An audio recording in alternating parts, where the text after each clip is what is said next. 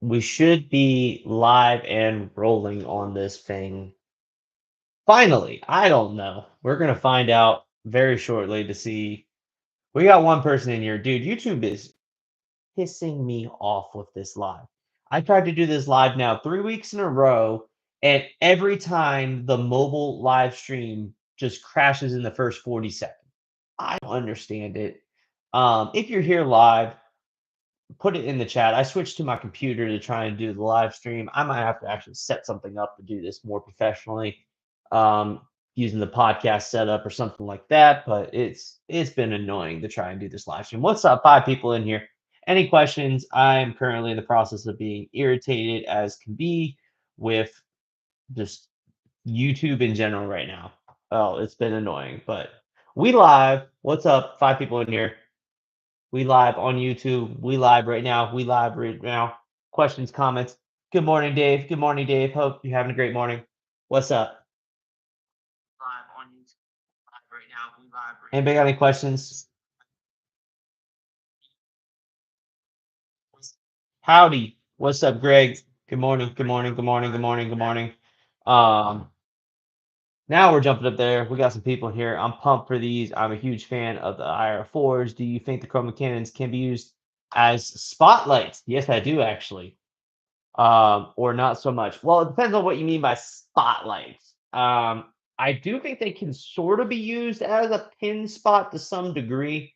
Um, I think they're really going to come in play for like highlighting florals and stuff. Like, you can mount them anywhere. They have a 1/4 inch thread, so you can mount them anywhere. And Chroma cannons are already shipping for pre-orders right now, Esteban. Chroma cannons are already shipping out as of now. They started shipping them out on the 15th. There is a huge batch of pre-orders that were already scheduled to that people bought in advance. So they're trying to ramp up productions right now on all this stuff. I'm trying to fix my hair to some degree. The camera's confusing me because it's backwards. Um, Uh, Dude, I gotta talk to you guys. The 16 people on here right now. I had a whole stream scheduled on YouTube, and this has been the third week in a row now where I scheduled it to be a mobile stream because I want to make this super easy. I just want to get on my phone, do a live stream real quick. I want to schedule it in advance though, so I can do a cool thumbnail and all that. And it's the third week in a row now where I get on there and the stream stops like 45 seconds in. It's the third week in a row now, and I had to panic, get another stream running. I tried to do another mobile one, I canceled that, and then I finally got the webcam version to run. Dude, I literally have gigabyte speed, fiber internet. I have the most badass router system in the world, mesh setup. I have full signal with 900 megabytes of upload, and YouTube for some reason on the mobile app is a piece of shit. And that's my rant about YouTube live streams. But I tried to make it quick and easy so I could just jump on, answer you guys' questions, but I guess I'm gonna have to do the webcam version now, because the computer webcam seems to work. It's also hardwired, so I guess that helps with internet connectivity. I don't know, but I need to get my mic up and running again. You guys are gonna love this. We went to Atlantic City, and I took the podcast gear with us, and this is what my Zoom H6 looks like now. So I took this with us. I put it in my checked luggage, and this is the only casualty. So my $300 eight Zoom H6 is no more. But I got a new audio interface coming so that I can get my mic working again. Because I took the one from my setup here and put it upstairs for the podcast because we use them in both areas. But yeah, let's get back to some questions. Joey, let's see here. Joey Adams was the next question on the list. How was you able to get your business to grow as quick as quick as f as quick as fuck basically? Um, let's see. I wouldn't say I grew quick as hell though, to be honest, because you know I do have some tips though. So for a background story for anybody that is here, the people that are on right now that don't know how I got started in North Carolina, but I was a full-time DJ working for a company in Ohio. and I moved down here to North Carolina, and I opened Fusion Sounded Lighting, and that was 2019 was our first full calendar year, and we grew that over the course of the years to the point now where we have 5 DJs, and we do roughly 180 to 220 events a year. Last year we did 142, I believe, and we're on pace to do hopefully breaking that 200 mark this year is our kind of our goal with some more corporate AV events and stuff during the week to try and do more. But with 4 DJs is pretty damn impressive. Um, so tips around, 2019 was my first year, and then 2020 COVID was immediately right after it. But uh, things I did in advance, I dropped a lot of money in advertising. So I'm not going to deny this port, but I had a full-time engineering career, and I sunk a lot of money into advertising first couple years. Like I was in the negative. I was not making money because I was dropping so much money into advertising. Basically, I broke even first year, maybe lost a few money, but basically any money I got from event down deposits, all that was going into marketing. I already had the gear, so I didn't have to buy gear. I also don't advise people to buy gear, but marketing spend is worth every penny. So wedding shows are probably the biggest return on investment you can do. Outside of that, being on Wedding Wire the Knot helps with generating a lot of leads. You got to spend the time and build yourself out a good CRM funnel, because getting leads is all about dollars. You spend money, you can get leads all day long. But when it comes down to it, you have to have a funnel to funnel all those people through to like weed them out and get them to schedule consultations. If you're relying on yourself to basically respond to every single lead, you're going to drown in like work. You're going to drown in it. So I have my full Honeybook automation system set up. You guys can purchase my whole funnel, but you need to have a funnel in place to funnel leads through it to get them to book consultations to create bookings.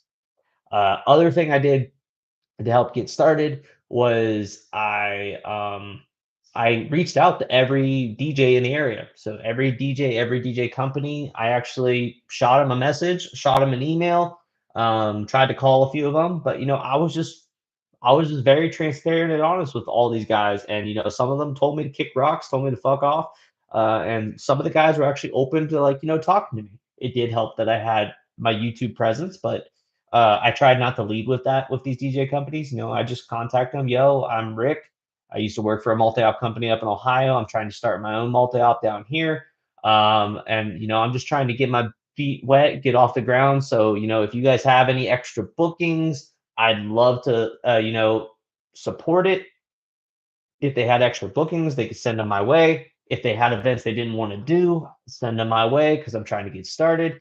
And I also offered to help out with them. I told them all the gear I have. If you need any gear, you need any help on events, I'll be more than welcome to come help free of charge for any of your events. And I went to 2 or 3 weddings with DJs here just to be an assistant, a roadie, just help out.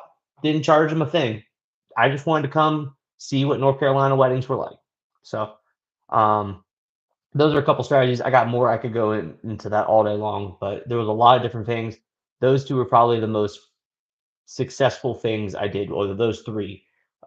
Just spending money on marketing and advertising, and having a funnel in place, uh, posting content on social media. So I looked like I was an actual DJ, which was nice because I had all that content from previous weddings. And then reaching out to local DJs. And then there's more stuff I did to help grow it faster when it comes to like networking. Networking is worth every single penny. So as you get started, network your ass off with every vendor you're working with. There's all sorts of stuff. But let's get back. I have way more comments and questions to get to here. So, and I'm a little bit behind at this point, but we have a good 15 minutes before we get to the video launch, which today's video is the Chroma cannons. Is there going to be both lighting division in UK, Europe? So DJ Cruz, we already have operations and we're already shipping to the UK. In Europe, with both lighting, you can actually contact us and we can get you figured out. The problem is the trade agreements with UK and Europe are completely different than they are in the United States. Same thing with Canada. We have expanded into Canada, but Canada has a tax So any order we send to Canada, they have what is it called? A customs tax basically for any of our customers to retrieve that product. Same thing in Europe, UK. All of those require you basically to pay additional taxes on the product coming to you. Now, we try to help out as much as we can by, reducing the invoice amount that is shown to the customs people. So we just charge you basically the bare minimum price point. Or, if you want to say a lesser amount, we can do that too. Um, but yeah, that's the only hiccup right there is basically being able to do that. But DJ Cruza, if you are in the UK and you want to open a conversation, we basically need to find people in these areas. We've talked to a couple people in Australia about setting up divisions. But that is a future expansion in the works for probably 2025, late 2026, that it's on the table to find people in the UK that can basically be what we are in the United States for both lighting in those countries. And we're trying to figure out the system here in the United States so that way we know who we need, what people, what training, what parts, whatever, how much space, etc., to create these hubs basically in these different countries. So it is in the talks though. Are you going to be selling M20 mount clamps, magnet mounts for the chroma cannons, or have links that we can mount these in different places?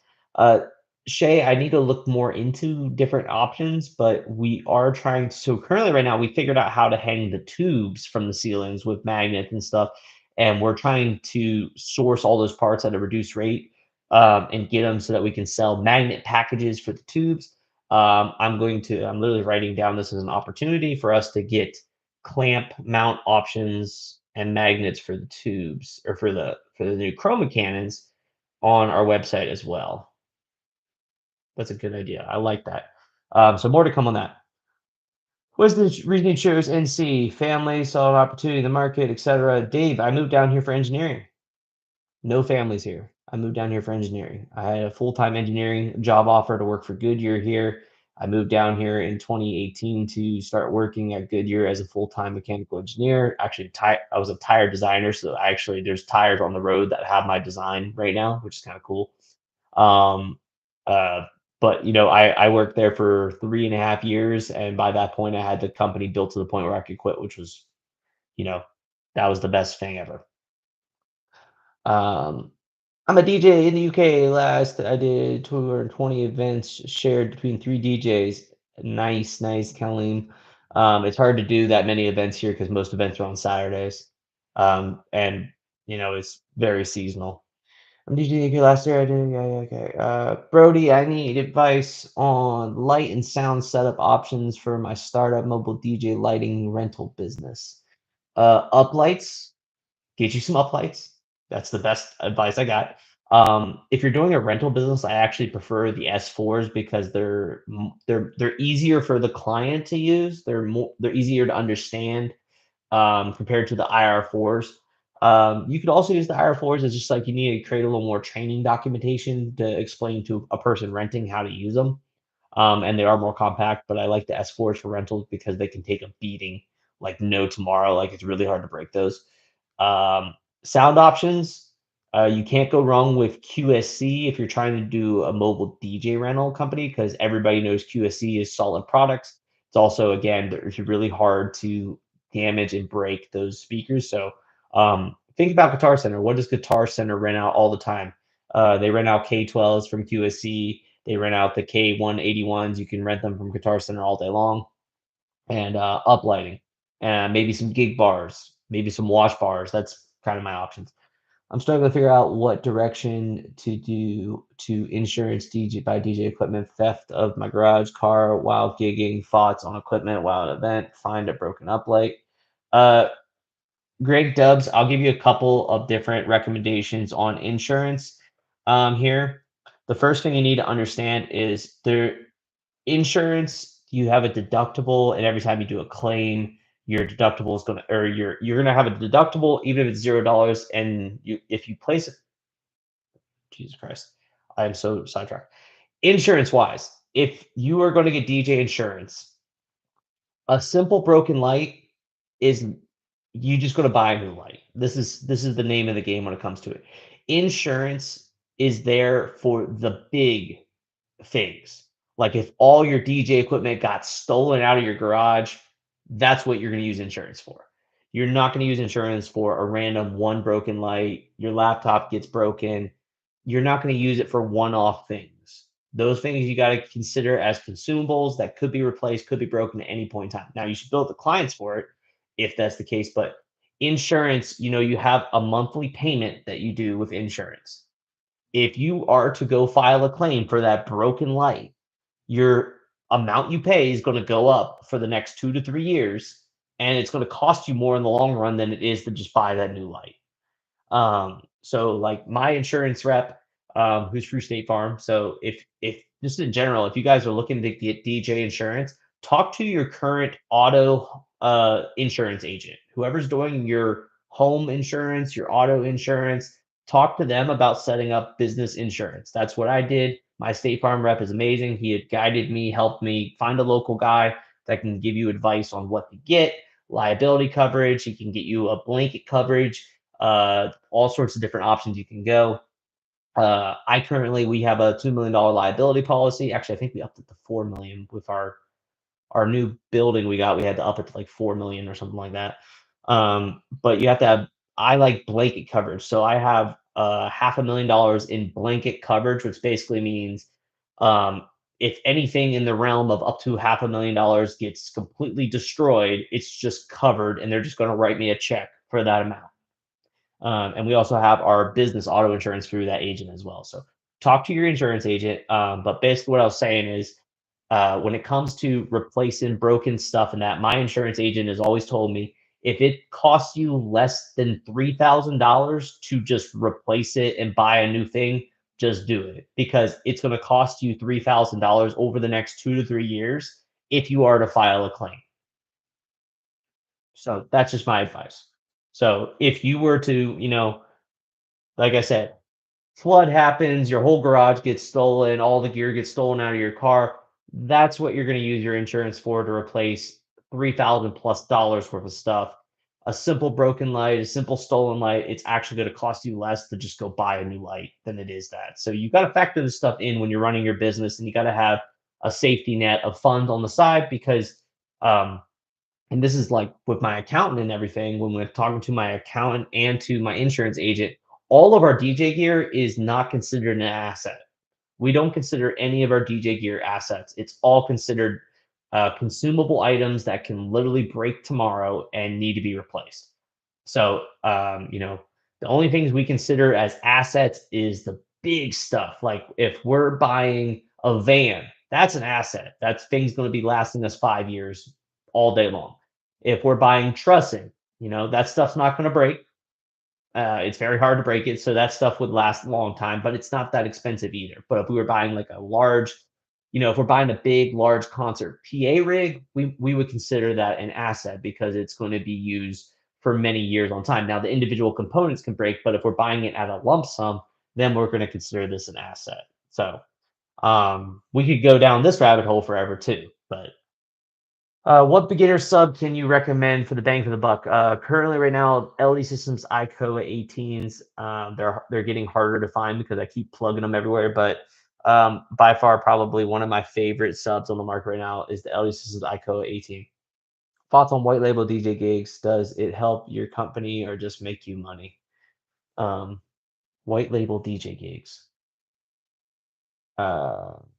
Dave, I need you to elaborate. I think you're talking about like contracting out people to just fill your events.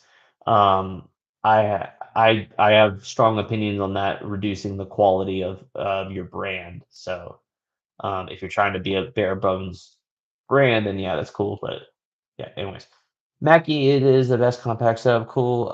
Major shout out and thanks for the Drive Rack PA2 videos. Quick question. I set it up with 2 tops, 2 bottoms. What do I do when adding 2 additional tops and bottoms? You got DJ Don Doer. You got a couple different options, but pretty much just linking. That's the first option. If you're running 4 subs, link those other 2 subs into those next 2 subs. That's it. You got 2 outs from the main rig. I always run my subs in mono. Um, so actually, when I run subs in mono, I run normally one line. Like I'll run just the right channel because it's in mono. It doesn't matter which one it is. I'll just run the right line to the first sub, link to the next, link to the next, link to the next, and we're done. That's it. The tops, same thing. You can link them out. You can also go in there and do what I taught in that video where you basically do unknown or undetermined. I can't remember what the word is, but you basically set up the tops in when you're doing the wizard setup. You set it up as a two-way speaker system, and then you do undetermined, undetermined, undetermined, undetermined for all the amps, and then that'll give you all three outputs. So you could run one pair of outputs to one set of speakers and one pair of outputs to another set of speakers. That way, if you're running like side fills for the other two speakers, you can set up delays to those other two speakers, etc. Um, I normally leave mine in the three-way out, and then I just manually adjust everything in the drive rack. Yeah. Don't go for a subwoofer any lower than $700. That is actually that's a good piece of advice right there. Around that, I would honestly say anything less than $900, really. I haven't really found an 18-inch sub worth it. You can find some 15-inch subs in that category, but yeah, in general.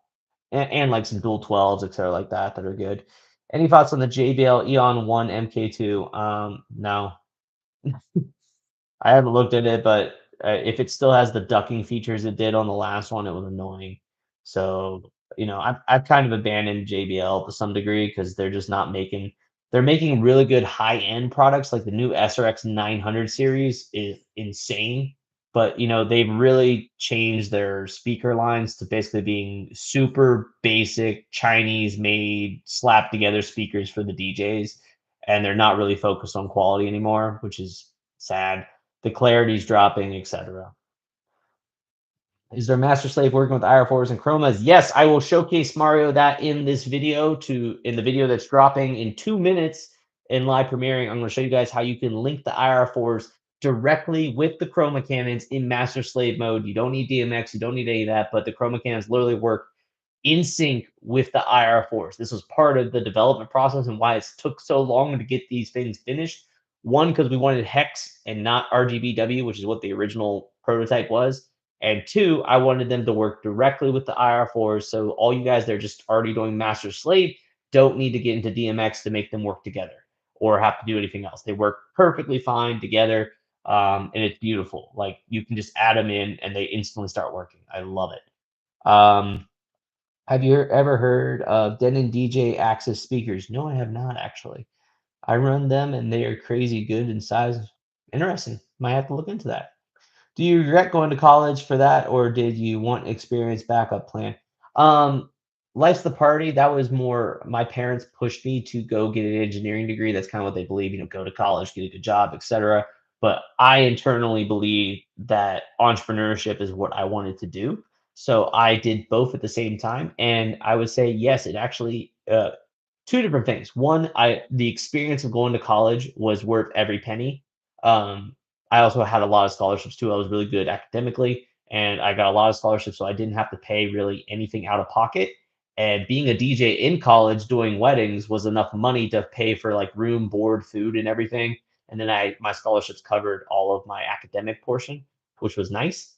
So I'm very blessed that I put in the work in high school and did the good shit, and I put in the work in college, and I got an engineering degree in 4 years. But the friendships I made, the experiences I had in colleges, they're worth every penny. Um, so, and then also, getting out of college and going straight into a job that was paying $70,000 a year helped with funding my business. So, I was working 100+ hour weeks every single week. Didn't have a girlfriend, didn't have anything when I moved to North Carolina. I was just grinding my ass off to go to work and then come home and work on my business, my DJ business. So that's all I was doing for literally 3.5 years straight, was just doing that, going in, grinding at work, coming back, grinding at YouTube, grinding at the DJ business. And that's how I was able to kickstart that business, was, having that nice income from engineering allowed me to fund my initial start of the business. So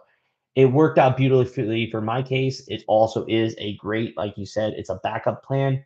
Although, with my knowledge and being an entrepreneur, I would never go back to engineering unless it was like the absolute last case scenario. I would try and start another business and another business and another business because I know how to start businesses now. And so, yeah, but I don't regret it at all. It was very valuable, but I do, if I would have went full time and like in the business, it would have been a bigger struggle, but I would probably have another 5 years further down the line than what I am right now if I didn't go to college. But I wouldn't have had the experiences. I wouldn't have made all the long lasting friendships that I have that are worth more than money. So yeah, there's a lot of things along those lines. EV and JBL, honestly, at this point are the same. They're the same. They both need to figure something out because they're not great. EV is a little bit better than JBL, but neither of them really have a solid system anymore. A lot of the companies are outpacing them. So like the EV ETX series is kind of like old news at this point. Like there's better stuff for a little bit more money. So they need to get their shit together. Let's see. What do you think of JBL PRX 900 series? Again, I'm not a fan anymore of JBL. Like the clarity is not there anymore. They've really gone downhill when it comes to the quality of the product that they're delivering. So EV is kind of a little bit better, but in general, EV and JBL don't have the clarity that RCF and LD Systems and a few of these other guys are putting out now. I would actually look into the RCF Art Series. Look into the RCF Art Series. It's not much more money than the JBL stuff, but the clarity is 10 times better. What kind of moving heads would you recommend with Pixar 100 LED bars from Gravity Stands? Probably, I don't know. I think both were good options. The wash and the beams are both good options. If you're using the Pix bars, I really like to use them with haze. So if you're using them with haze, get yourself the MH150 spots. If you're not using haze, wash movers. That's kind of the only recommendations. Do stems on Serato affect your mono stereo output selection? Do stems on Serato affect your mono stereo output selection? No, it does not. It does not. Stems is purely on whatever track you're playing. I enjoy the content. How were you able to transition from headphones to IEMs? I just did it. I bought a pair of IEMs on Facebook for $50 and just started using them. I mean, it was awkward at first, but I got used to it pretty quick. I think you just gotta switch and then practice at home with them. Just switch. Oh, the video is already live right now. We need to go to the video premiere, guys. Last few questions here. What lightweight sub would you suggest? Again, LD Systems ICOA 18. And what do you think of the ADJ Mighty MX Go?